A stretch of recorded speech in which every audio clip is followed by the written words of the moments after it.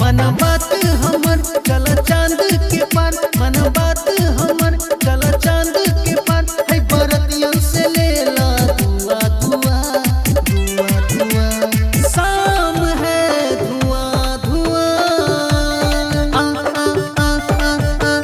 मारी बरतिया छुआ छुआ, शाम है धुआं धुआं।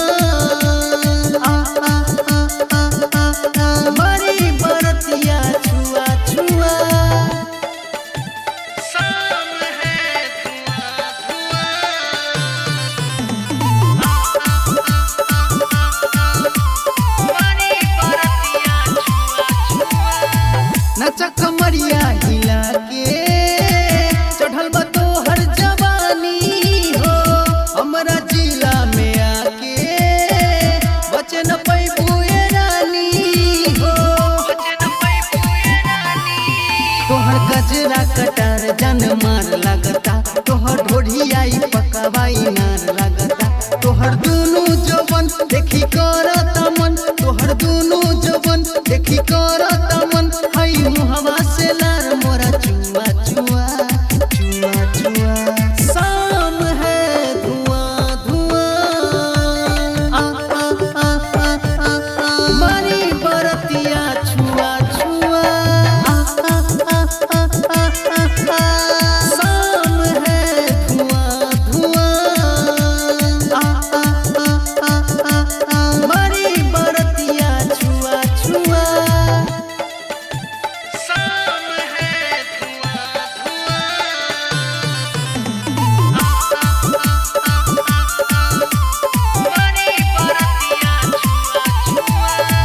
हमरा सिवा न चले जा केहू के रंगदारी हो।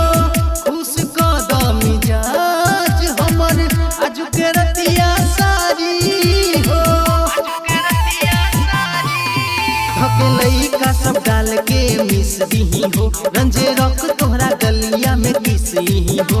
तो से कहे राजेश एगो बात विशेष, तो से कहे राजेश एगो बात विशेष। तोहर ढोरिया कदी सकुआ कुआ कुआ कुआ, शाम है धुआं धुआं।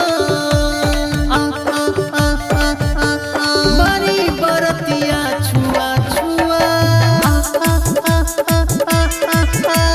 शाम है धुआं धुआं। मारी बरतिया छुआ छुआ। रिकॉर्डिंग बाय अपन मिथिला रिकॉर्डिंग स्टूडियो।